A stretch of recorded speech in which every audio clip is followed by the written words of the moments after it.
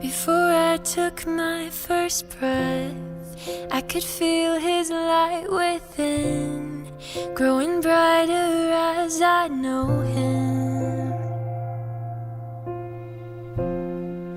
When I reach out to him, I can feel his love again.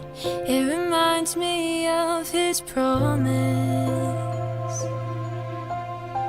that he'll be with me. Nesta aula, os alunos estavam ansiosos por descobrir como uma escolha tão improvável podia ser, ainda assim, a escolha certa. Foi por isso que cada aluno pegou papel e caneta, não para registrar respostas, mas para marcar o que o Espírito começou a ensinar ali. Mateus, um cobrador de impostos, rejeitado por muitos, ignorado por outros, foi visto pelo Salvador não pelo que era, mas pelo que podia se tornar. Isso fez nascer uma pergunta silenciosa no coração de cada um. E se eu também parecer improvável?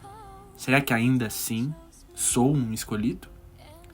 Aprendemos que o olhar de Cristo vê além da reputação, do passado ou da aparência.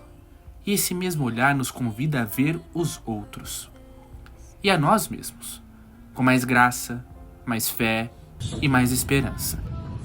Então essa história, esse simples versículo de Mateus, ele nos mostra muito sobre como que nos fala muito que Cristo acredita em você. Apesar do que ele vê em você, que pode não estar tão legal assim. Ele continua acreditando em você. Ele acredita que você pode ser melhor. Ele acredita que você pode melhorar. Ele acredita que você pode vencer. Ele acredita nisso. E como você sabe, você conhece a mente de Cristo? Não, ele mostrou para nós aí, pelo exemplo.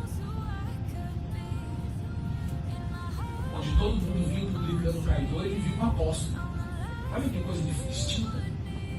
As pessoas olhavam e falavam assim, esse é um traidor. Onde viram um traidor de Cristo, viu um apóstolo. É uma coisa muito diferente. Rodrigo nos contou sobre uma época na missão em que ele via um homem improvável de ser eleito, mas que assim como Mateus, o Senhor chamou e ele fez.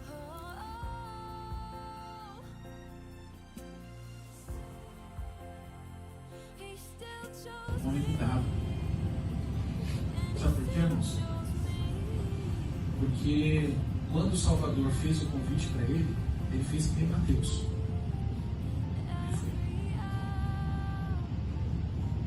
Ele poderia. Será que vai ser possível parar de beber? E os meus amigos? Tantas perguntas que Antônio poderia fazer. Mas nenhuma ele fez. Ele só foi lá e fez. Então ali eu vi o bêbado me parando na rua. Deus viu o Antônio. Quando eu cheguei naquela casa, eu vi um homem bêbado segurando o livro de Mormon. Deus viu um converso. Com isso veio a nós pensamentos sobre como tratamos as pessoas, como me relaciono com os demais filhos de Deus.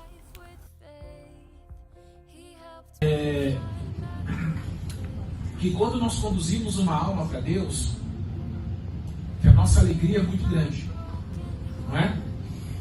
Se você inverter essa escritura, o que ela nos ensina?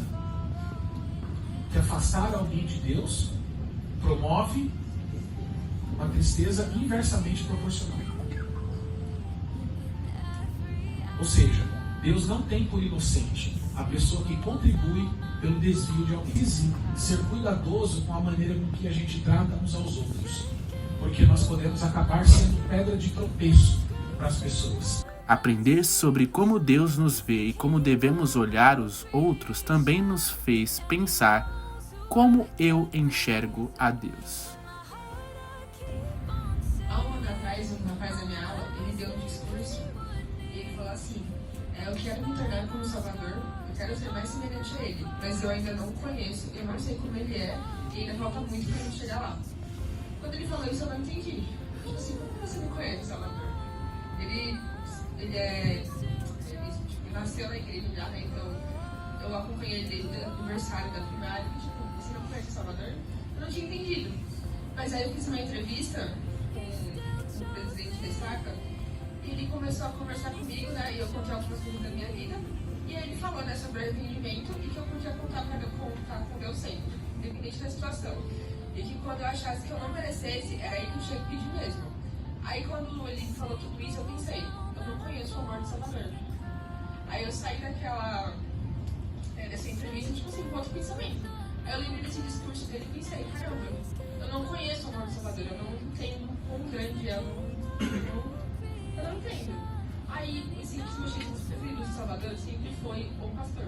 E eu comecei a pensar, se fosse eu teria ido atrás daquela ovelha? Aí eu comecei a refletir, eu não iria. Eu não ia nem perceber que tá faltando uma ovelha, que era 100.